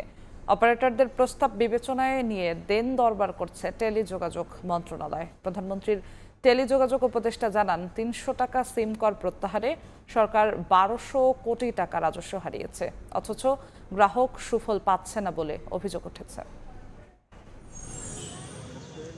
মোবাইলে কথা বলতে গেলে যখন তখন কল ড্রপ, কথা শুনতে না পাওয়া, ইন্টারনেটের ধীরগতি সহ নানা ভোগান্তিতে দেশে প্রায় 19 কোটি সিম সংযোগধারী। শনিবার রাজধানীতে টিআরএনবির সেমিনারে দুর্বল মোবাইল নেটওয়ার্কের জন্য গ্রাহক অনুপাতে তরঙ্গের স্বল্পতাকে দায়ী করেন বিটিআরসির চেয়ারম্যান। বলেন, মানসম্মত সেবার জন্য প্রতি 10 লাখ গ্রাহকের জন্য দরকার 6 মেগাহার্টজ তরঙ্গ, অথচ বাংলাদেশে বরাদ্দ মাত্র 2.3 মেগাহার্টজ। সবশেষ নিলামে প্রতি মেগাহার্টজ তরঙ্গ বিক্রি হয় 237 কোটি টাকায়। উচ্চ মূল্যের কারণে সরকারের কাছে 480 থেকে 500 মেগাহার্টজ তরঙ্গ পড়ে থাকলেও কিনছে না অপারেটররা। 5G সিনারিও যদি আসে 6 থেকে 12 মেগাহার্টজ লাগবে আমাদের পার মিলিয়ন ইউজার। আমরা এর থেকে অনেক দূরে আছি। এমন প্রেক্ষাপটে আসছে নভেম্বরে 16,851 কোটি টাকা মূল্যের প্রায় 80 মেগাহার্টজ তরঙ্গ নবায়ন করতে হবে গ্রামীণফোন, রবি এবং বাংলালিংকে। অপারেটররা বলছে, তাদের মোট রাজস্বের অন্তত 16% তরঙ্গ ফি পরিশোধে ব্যয় হয়। এশিয়া প্যাসিফিক অঞ্চলে যা গড়ে 10%। তাই মানসম্মত সেবা নিশ্চিত করতে তরঙ্গের দাম কমানোর দাবি তাদের। ভিয়েতনামের চেয়ে আমার স্পেকট্রামের প্রাইস প্রায় 3 গুণ বেশি। এখন আমি যখন ফিউচার ইনভেস্টমেন্টের কথা বলি, তখন দেখা যায় ইনভেস্টররা কিন্তু আমাদের বাংলাদেশে ইনভেস্ট করতে অত বেশি লুক্রেটিভ ফিল করে না। কিভাবে এই প্রবলেমটা সলভ করতে পারি? আদারওয়াইজ যেটা হবে, এই যে আমাদের বলি যে goose laying golden eggs, probably we will kill this industry. গ্রাহকরা সিম কর প্রত্যাহারের সুফল পাচ্ছে না উল্লেখ করে প্রধানমন্ত্রী টেলিযোগাযোগ উপদেষ্টা জানান, গ্রাহকের স্বার্থকে সর্বোচ্চ গুরুত্ব দিয়েই তরঙ্গের দাম কমানোর বিষয়ে সিদ্ধান্ত নেওয়া হবে। Rest assured, please don't be tensed. Think what this country need. Think what the people need. Think about network quality, the QoS, the future business model, how we can adapt more data. The government is promised to do what's needed for people and for the business. সেমিনারে আগামী বছর 400 megahertz তরঙ্গ নিলামে তোলার কথা জানায় BTRC. শুভ খান, সময় সংবাদ, ঢাকা। সন্তোষপুর বনাঞ্চল রক্ষায় নতুন সিদ্ধান্ত হয়েছে। 565 একর সংরক্ষিত বনভূমি নিয়ে ইকো পার্ক করার ঘোষণা দিয়েছে সরকার। এতে বন ও জীববৈচিত্র্য রক্ষার পাশাপাশি পর্যটন খাতে নতুন সম্ভাবনা তৈরি হয়েছে। সুনির্দিষ্ট মাস্টার প্ল্যান ও টেকসই বাস্তবায়নের তাগিদ বিশেষজ্ঞদের। গগন পণ্ডিতের ছবিতে ওবায়দুল হকের রিপোর্ট।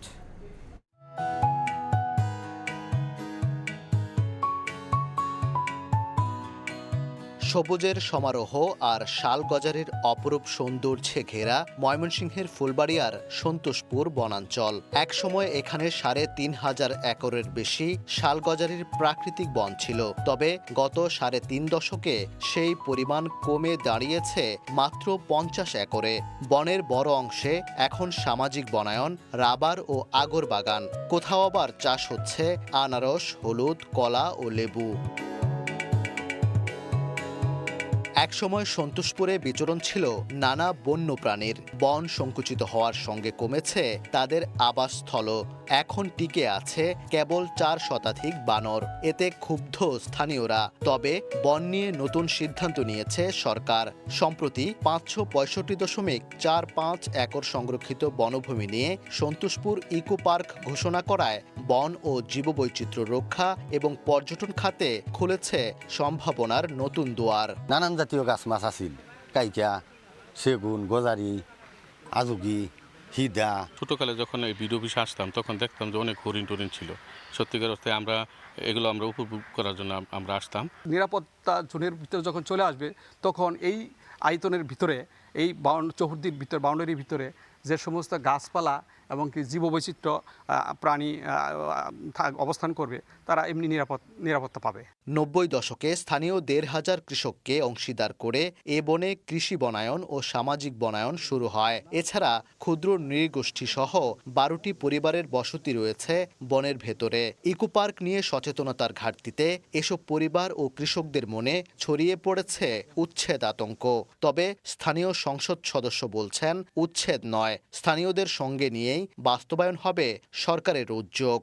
একটুখানি জায়গা কইরা এই যে 2টা ঘরবাড়ি করে নিছি, এখন এই ঘরবাড়ি আমরা এই কইরা এটা আমরা বাংবার দিলে চলবো।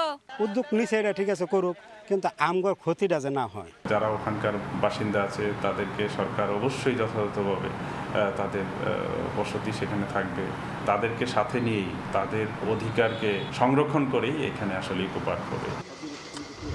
বিশেষজ্ঞরা বলছেন প্রজ্ঞাপনের মাধ্যমে ইকো পার্ক ঘোষণায় সন্তোষপুর বন এক নতুন আইনি সুরক্ষা পেলেও একে সার্থক রূপ দিতে প্রয়োজন সুনির্দিষ্ট মাস্টার প্ল্যান ও টেকসই বাস্তবায়ন। এই মাস্টার প্ল্যানের ভেতরে দেশীয় প্রজাতির গাছগুলোর সংরক্ষণ এবং তার বিস্তৃতি, বিদেশি গাছগুলো যেন বিস্তার লাভ করতে না পারে সেটার ব্যবস্থা করা, সকল প্রকার বন্য প্রাণীর ফ্লোরা এবং ফোনার বিস্তৃতি ঘটাতে সর্বাত্মক সহযোগিতা বা সেই ঘটনার সর্বোচ্চ পদক্ষেপগুলো সেখানে মাস্টার প্ল্যানে অন্তর্ভুক্ত করা উচিত। বন বিভাগ বলছে শিগগিরই ইকো পার্কের জন্য একটি ডিপিপি তৈরি করে সরকারের কাছে পাঠানো হবে। প্রকৃতি পর্যটনের কী কী সুবিধা করা যায় আমরা ফিজিক্যালি যাব, সেটা আমরা পরিকল্পনা করে একটি ডিপিপি আমরা পাঠাবো, ঢাকাতে পাঠাবো।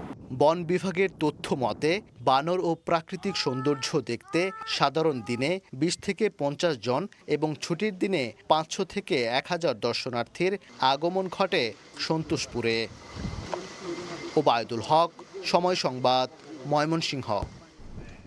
রাজধানীতে ডিএল ফিলিং স্টেশনের ১,২১,০০,০০০ টাকার বেশি ডাকাতির ঘটনায় ৫ জনকে গ্রেফতার করেছে ডিবি। তাদের কাছ থেকে নগদ ১২ লাখ টাকা, আগ্নেয়াস্ত্র, গুলি ও ডাকাতিতে ব্যবহৃত সরঞ্জাম উদ্ধার করা হয়েছে। তবে ঘটনার মূল হোতা সহ আরও কয়েকজন এখনও পলাতক। গত ৯ আগস্ট ডিএল ফিলিং স্টেশনের ১,২১,২৫,০০০ টাকা ব্যাংকে জমা দিতে যাওয়ার পথে রাজধানীর বিমানবন্দর সড়কে ডাকাতির ঘটনা ঘটে। চাঞ্চল্যকর সেই ঘটনার তদন্তে নেমে ৫ জনকে গ্রেপ্তার করেছে ঢাকা মহানগর গোয়েন্দা পুলিশ। ঢাকা ও নারায়ণগঞ্জের বিভিন্ন এলাকায় অভিযান চালিয়ে শুক্রবার তাদের গ্রেপ্তার করা হয়। এ সময় উদ্ধার করা হয় লুণ্ঠিত ১২ লাখ টাকা, র্যাব লেখা ভেস্ট, আগ্নেয়াস্ত্র, গুলি, মোটরসাইকেল সহ ডাকাতিতে ব্যবহৃত বিভিন্ন সরঞ্জাম।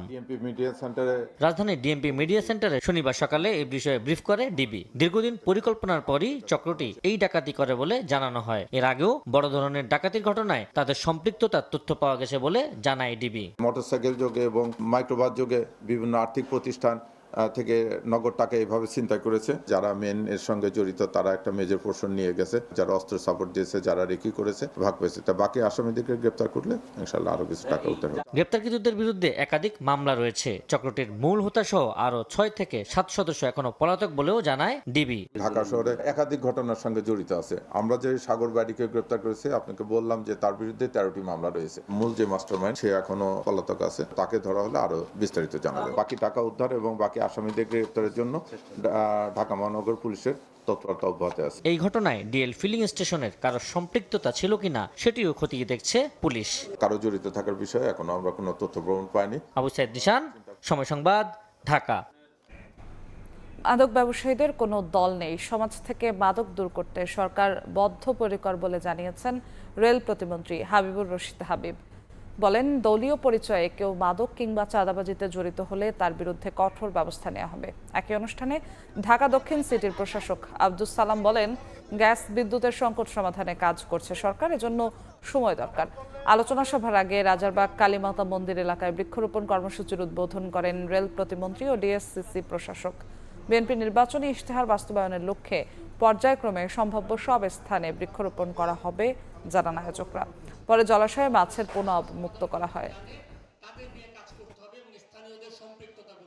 আমাদের আরেকটা বড় সমস্যা হচ্ছে মাদক।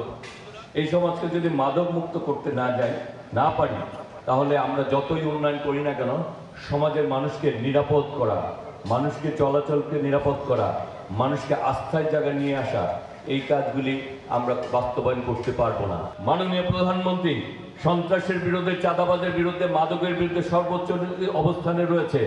সর্বোচ্চ শাস্তি বাস্তবায়ন করতে চাচ্ছে, আইন করা হয়েছে। এত জঞ্জাল, গ্যাসের সমস্যা 17 বছরে শেষ হয় নাই, এই 5 মাসে হয়ে যাবে।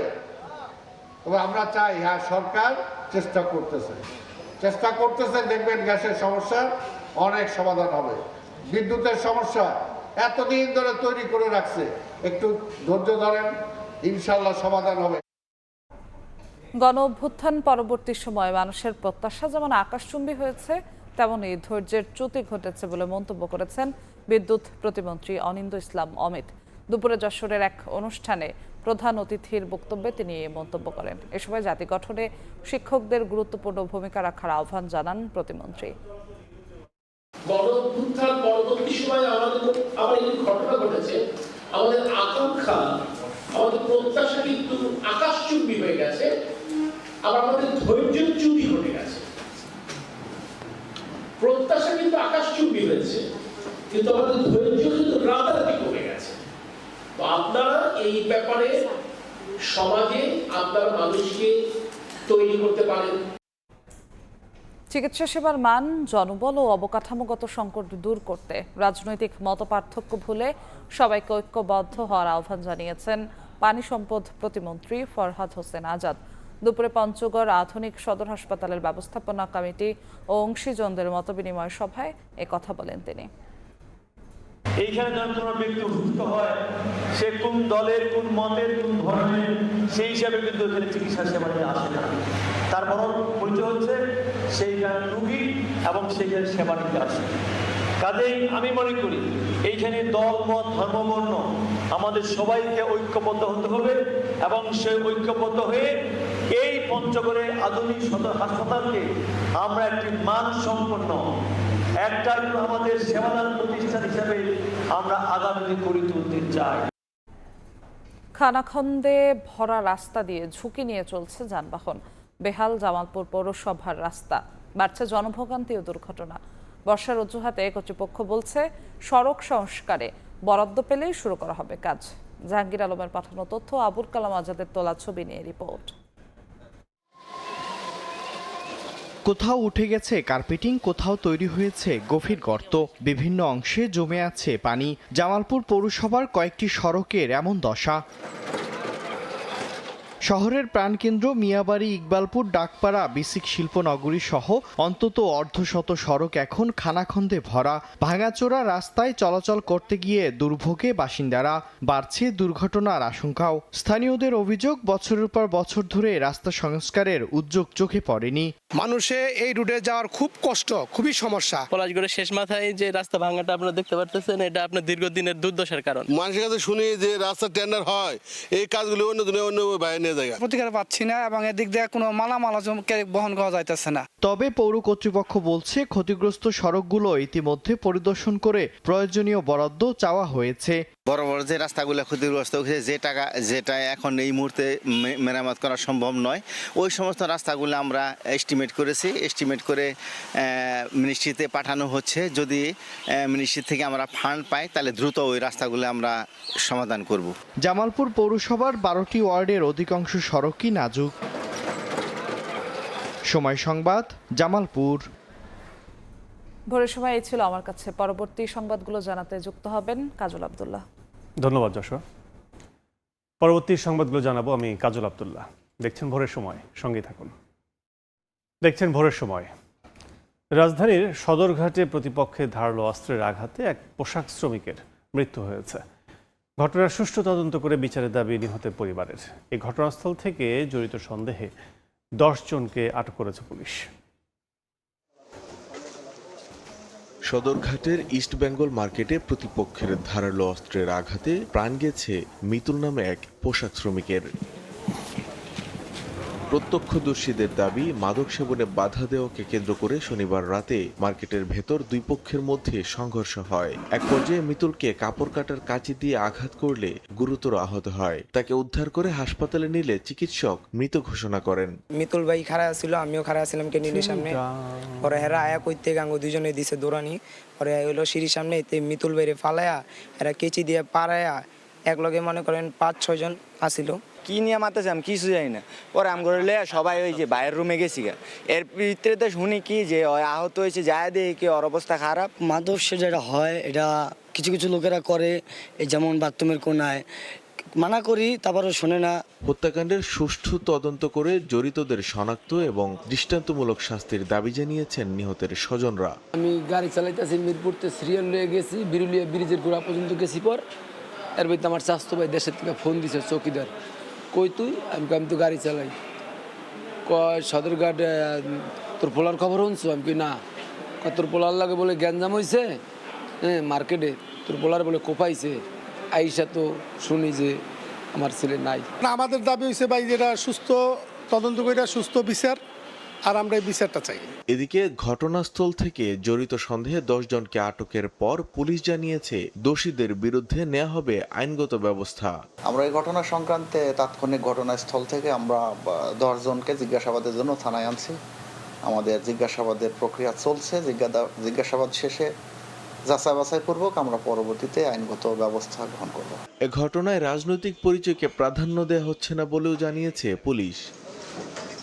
মানিক মোহাম্মদ ওমর, সময় সংবাদ, ঢাকা।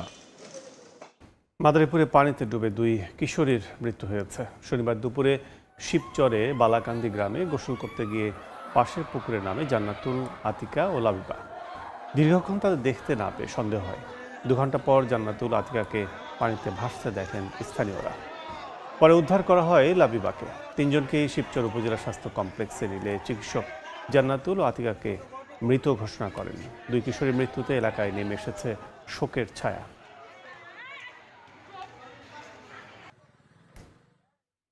সিলেটে সাদা পাথরে গোসল করতে নেমে এক তরুণের মৃত্যু হয়েছে। শনিবার দুপুরে কোম্পানিগঞ্জের ভোলাগঞ্জ সাদা পাথর পর্যটন কেন্দ্রে বেড়াতে যান কয়েকজন কলেজ বন্ধু। এদের মধ্যে মাইনুল ইসলাম রিফাত গোসল করতে নামলে এক পর্যায়ে তলিয়ে যান। পরে স্থানীয়দের সহযোগিতায় সাদা পাথর থেকে প্রায় 200 মিটার দূরে ধলাই নদীর কালিরডর এলাকা থেকে তাকে উদ্ধার করে স্থানীয় হাসপাতালে নেওয়া হয়। সেখানে পরীক্ষা নিরীক্ষা করে চিকিৎসক মাইনুলকে মৃত ঘোষণা করেন। সুনামগঞ্জে ফুটবল খেলাকে কেন্দ্র করে দুপক্ষের সংঘর্ষে 1 জন নিহত, 3 জন আহত হয়েছেন। শনিবার বিকেলে তাহিরপুর শ্রীপুর উত্তর ইউনিয়নের বালিয়াঘাট গ্রামে এ ঘটনা ঘটে। স্থানীয়রা জানান, ফুটবল খেলা নিয়ে 2 শিশুর বিরোধ হয়। এর জেরে 15 থেকে 20 জন দেশীয় অস্ত্র নিয়ে আলামিনের বাড়িতে গিয়ে অতর্কিত হামলা চালায়। হামলায় আলামিনের মাথায় গুরুতর আঘাত লাগে। পরিবারের সদস্যরা তাকে উদ্ধার করে তাহিরপুর উপজেলা স্বাস্থ্য কমপ্লেক্সে নিলে কর্তব্যরত চিকিৎসক মৃত ঘোষণা করেন। অমর চিত্রনায়ক সালমান শাহ হত্যা মামলার দ্রুত বিচার দাবিতে মানববন্ধন করেছেন ভক্তরা। সব আসামিকে গ্রেফতার ও পরিবারের সদস্যদের নিরাপত্তা নিশ্চিতের দাবি তাদের। সাবেক স্ত্রী সামিরা যেন দেশ ছেড়ে পালাতে না পারে, সেই দাবিও সালমান শাহ ভক্তদের। আবারও রাজপথে সালমান শাহ ভক্তরা, কণ্ঠে ক্ষোভ আর স্লোগান। কেন ৩০ বছরেও অধরা প্রয়াত নায়কের হত্যাকারীরা? কেন তদন্তের নামে বারবার পেছানো হচ্ছে বিচার? মামলার ৪ নম্বর আসামি খলনায়ক আশরাফুল হক ডন গ্রেফতার হলেও মূল আসামিরা কবে গ্রেফতার হবেন সে প্রশ্ন ভক্তদের।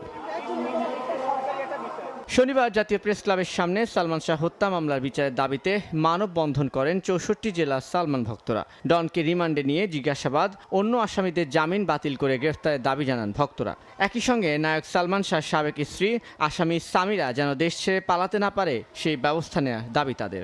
বাংলাদেশে একমাত্র সালমান শাহ নায়ক যার জন্য এখনো পর্যন্ত অনেক ভক্তরা জীবন দিয়ে যায়। বর্তমান প্রশাসনকে আমি একটাই আহ্বান করব যে এর সঠিক বিচার চাই। ডনের যেন জামিন না পায়, আর দ্বিতীয়ত সামিরাকে যেন মানে যত জরুরি সম্ভব গ্রেফতার করে। যতদিন পর্যন্ত সালমান হত্যার বিচার না হবে ততদিন পর্যন্ত আমরা রাজপথে ছিলাম, থাকবো, আজীবন লড়াই করে যাব। মানববন্ধন কর্মসূচিতে লন্ডন থেকে ভার্চুয়ালি যুক্ত হয়ে ক্ষোভ প্রকাশ করেন সালমান শাহর মা নীলা চৌধুরী।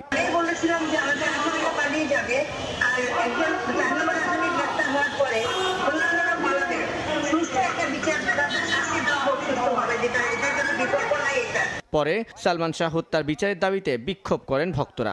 বিচার নিশ্চিত না হওয়া পর্যন্ত আন্দোলনের হুঁশিয়ারি দেন তারা। তানভীর হাসান, সময় সংবাদ, ঢাকা। দেখছেন ভোরের সময়।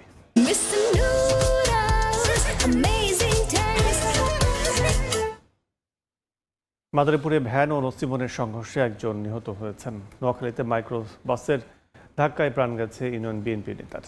শনিবার রাতে বাড়ি থেকে ভ্যানে করে মাদারীপুর শহরে যাচ্ছিলেন আশিক। সৈয়দ আবুল হোসেন কলেজের সামনে পৌঁছালে বিপরীত দিক থেকে আসা একটি নসিমনের সঙ্গে মুখোমুখি সংঘর্ষ হয়। এতে ভ্যান থেকে ছিটকে সড়কে পড়লে নসিমনটি তার উপর দিয়ে চলে যায়। গুরুতর অবস্থায় উদ্ধার করে হাসপাতালে নিলে চিকিৎসক আশিককে মৃত ঘোষণা করেন। অন্যদিকে নোয়াখালীতে দ্রুতগতির মাইক্রোবাস অটোরিকশাকে ধাক্কা দিলে মোশাররফ হোসেন মজুমদার নামে একজনের মৃত্যু হয়।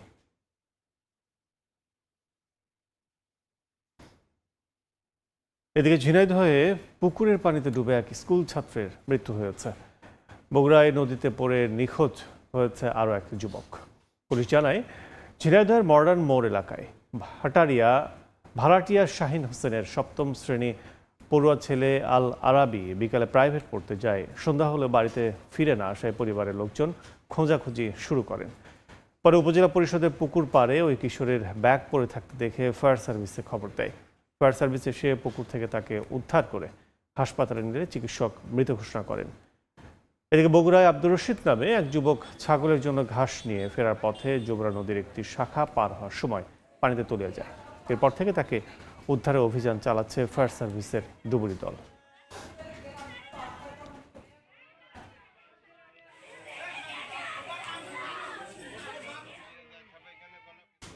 দীর্ঘ ৮ বছরেও নির্ধারিত হয়নি নেত্রকোনা মেডিকেল কলেজের স্থান। জেলার 2টো জায়গা বাছাই করা হলেও চিঠি চালাচালিতেই আটকে আছে সিদ্ধান্ত। সদর হাসপাতালের পুরাতন কোয়ার্টার সহ কয়েকটি ভবনে চলছে পাঠদান, তবে কর্তৃপক্ষ বলছে দ্রুতই এই বিষয়ে সিদ্ধান্ত হওয়ার কথা রয়েছে। আলপনা বেগমের তথ্য, আবু সুফিয়ানের তোলা ছবিতে রিপোর্ট। পিছিয়ে পড়া জেলার উন্নয়নে ২০১৮ সালে নেত্রকোনা সদর হাসপাতালের ভেতরে পুরনো কোয়ার্টারে ৫০ জন শিক্ষার্থী নিয়ে যাত্রা করে নেত্রকোনা মেডিকেল কলেজ। কিন্তু নানা সমস্যায় মেডিকেলে নিজস্ব স্থান নির্ধারণ সম্পন্ন হয়নি। এতে প্রতি বছর নতুন নতুন শিক্ষার্থী ভর্তি হওয়ায় ভোগান্তিও বাড়ছে। শুরুতে মেডিকেল কলেজের জন্য শহরের কেন্দুয়া মদন সড়কের মৌজেবালি এলাকায় ২৭ একর জায়গা নির্ধারণ করা হয়, কিন্তু তৎকালীন সরকার প্রধানের সাবেক একান্ত সচিব সাজ্জাদুল হাসানের মতের বাইরে যাওয়ায় তা বাস্তবায়ন হয়নি। ২০২৩ সালে ৫০০ একর জায়গায় নেত্রকোনা বিশ্ববিদ্যালয়ের পেছনের ডোবায় ৫০ একর জায়গা নির্ধারণ করা হয়, যেখানে যাওয়ার কোনো পথই নেই। এজন্য এটিও আলোর মুখ দেখেনি। নিজস্ব ক্যাম্পাস না থাকায় অনিশ্চয়তায় ভুগছেন শিক্ষার্থীরা। এত বছর হয়ে গেল তাও হচ্ছে এখনো পর্যন্ত একটা আমরা স্থায়ী ক্যাম্পাস দেখতে পারিনি। ছাত্রীদের হল নেই আমাদের এখানে, আমাদের একটা ছাত্র হল আছে, সব হলের সংকট আছে। এই স্থায়ী ক্যাম্পাসটা জরুরি ভিত্তিতে করার জন্য আমি আহ্বান জানাচ্ছি কর্তৃপক্ষের নিকট। 2024 সালের 21 নভেম্বর মন্ত্রণালয়ে চিঠি দেন বিশ্ববিদ্যালয় কর্তৃপক্ষ। দ্রুতই বিষয়টি সমাধান হবে আশা তাদের। অনিশ্চয়তা ছিল, চিঠি চালাচালির ব্যাপারটা পর্যায়ে ছিল, এটার অবসান হবে এই মাসের মধ্যে এবং মন্ত্রণালয় মন্ত্রী মহোদয়ের সাথে এবং সচিব কমিটির সাথে আমাদের মিটিংয়ের মাধ্যমে এটার ফিনিশিং টানা যাবে এবং অচিরেই এই নেত্রকোনা মেডিকেল কলেজ তার নতুন ক্যাম্পাসের যে নির্মাণ কাজ এটার আশার আলো দেখবে। বর্তমান সদর হাসপাতালের 7 একর জায়গার মধ্যে পুরাতন কোয়ার্টার সহ 2.5 থেকে 3 একর জায়গা ব্যবহার করে 3 শতাধিক শিক্ষার্থীদের 52 জন শিক্ষক পাঠদান করছেন। সময় সংবাদ, নেত্রকোনা। নেত্রকোনায় দেশি জাতের মাছের সরবরাহ বাড়ায় কমেছে দাম। অন্যদিকে সপ্তাহ ব্যবধানে ময়মনসিংহে 10 থেকে 40 টাকা পর্যন্ত বেড়েছে সবজির দর। বিস্তারিত জানাতে নেত্রকোনায় মাছের পাইকারি আড়তে আছেন সহকর্মী আলপনা বেগম ও ময়মনসিংহের মেছুয়া বাজারে আছেন ওবায়দুল হক। শুরুতে যাচ্ছি আলপনার কাছে। নেত্রকোনা শহরের যে মাছের বাজার রয়েছে, এই মুক্তারপাড়া ব্রিজ সংলগ্ন জয়ের বাজার, আমি সেখানে রয়েছি। জানছিলাম যে আজকের যে মাছের সরবরাহ এবং দরদাম। তো নেত্রকোনা শহরের এই মেছুয়া বাজারে দেখা গেছে যে গত কয়েকদিনের তুলনায় আজকে কিছুটা মাছের সরবরাহ বেড়েছে, যে কারণে প্রতি কেজি হিসেবে 50 থেকে 20 টাকা দাম কমেছে। তবে তেমন বেশি বাড়েনি, গত প্রায় এক সপ্তাহের তুলনায় কিছুটা বেড়েছে। তো রুই মাছ বিক্রি হচ্ছে 350 থেকে 380 টাকা কেজি ধরে এবং কাতল এখনও 400 টাকা কেজি রয়েছে। এবং যে অন্যান্য এই নদীর মাছ রয়েছে, সেই নদীর মাছগুলোর দাম বেশি রয়েছে। দেখা গেছে যে চাষের মাছের তুলনায় নদীর মাছের দাম হচ্ছে দ্বিগুণ। তো এই যে এখানে ছোট মাছ দেখতে পাচ্ছি আমরা, এগুলো 600 টাকা কেজি ধরে তারা বিক্রি করছেন। আর যে কার্ফিউ মাছ রয়েছে, কার্ফিউ মাছগুলো হচ্ছে 400 টাকা কেজি ধরে বিক্রি করছে। তো এখানে পাইকারি বাজার হলেও দেখা সকালবেলায় ভোরবেলায় সকল মানুষই আপনার এই খুচরা বাজার করতে আসেন এবং এখান থেকে নিয়ে যান। এখানে পাইকারি বিক্রি হয়। এখান থেকে আবার যে ছোট বাজার শহীদ মিনারের পাশে মেছুয়া বাজার রয়েছে, সেখানে খুচরা বিক্রি হয়। কিন্তু এখানে পাইকারি খুচরো দুটোই একসাথে বিক্রি হচ্ছে। আমরা যদি দেখি যে অন্যান্য যে মাছগুলো রয়েছে, যেমন বোয়াল মাছ রয়েছে, যদিও সেই মাছগুলো এখনও একদম প্রাপ্তবয়স্ক হয়নি, তারপরও 1000 থেকে 1200 টাকা কেজি ধরে সেই মাছ বিক্রি করছে। পাশাপাশি রয়েছে অন্যান্য যে পুকুরের মাছের যে যোগানটা রয়েছে, পুকুরের মাছ একটু বেশি থাকলেই অন্যান্য মাছগুলি একটু মাছের দামটা কমে আসে। আর দেখা গেছে যে দেশীয় মাছ যেগুলো রয়েছে, মিঠা পানির মাছ, সেই মাছের দাম, ছোট মাছের দাম বিশেষ করে 5 শতাধিক টাকার অনেক উপরে। তো নেত্রকোনা জেলার এই যে মাছের বাজার, এখান থেকে এই ছিল আমার কাছে সর্বশেষ। তো আমরা চলে যাব ময়মনসিংহে। সবজির বাজারে রয়েছেন সহকর্মী ওবায়দুল হক। ওবায়দুল। আমি আছি ময়মনসিংহ নগরীর সবচেয়ে বড় যে পাইকারি সবজির বাজার মেছুয়া বাজারে আমি আছি এবং বাজার ঘুরে ভোর থেকে যেটি দেখেছি যে বিভিন্ন সবজির দাম প্রকারভেদে সপ্তাহ ব্যবধানে 10 থেকে 40 টাকা পর্যন্ত কমেছে। এর কারণ হচ্ছে যে আবহাওয়ার ঠিক থাকায় কিন্তু গত কয়েকদিন ধরে কোনো বৃষ্টি নেই, তবে এই কারণেই মূলত সরবরাহ বেড়েছে। আর সরবরাহ বাড়ার কারণে সবজির দামগুলো কমেছে। আমি যদি একটু দরদাম জানাই যে করলা 10 টাকা কমে আজকে বিক্রি হচ্ছে 50 থেকে 60 টাকা। কচুরমুখী এটিও 10 টাকা কমেছে, বিক্রি হচ্ছে 35 থেকে 40 টাকা। চিচিঙ্গা 10 টাকা কমে বিক্রি হচ্ছে 25 থেকে 30 টাকা।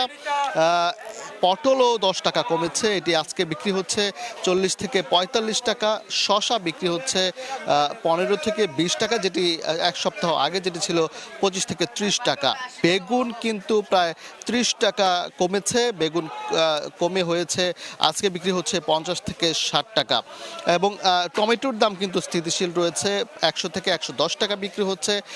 কাঁচামরিচের দাম সবচেয়ে বেশি কমেছে। আমরা দেখেছি কয়েক সপ্তাহ সপ্তাহ আগেও কাঁচামরিচ যেখানে 150 থেকে 200 টাকা বেশি বিক্রি হতো, আজকে কিন্তু সেটি বিক্রি হচ্ছে 70 থেকে 80 টাকা। এই সরবরাহ বাড়ায় এই পণ্যগুলোর দাম আসলে কমেছে এবং সিমও কিন্তু বিক্রি হচ্ছে 130 থেকে 140 টাকা, যেটি গত সপ্তাহে ছিল 170 থেকে 200 টাকা।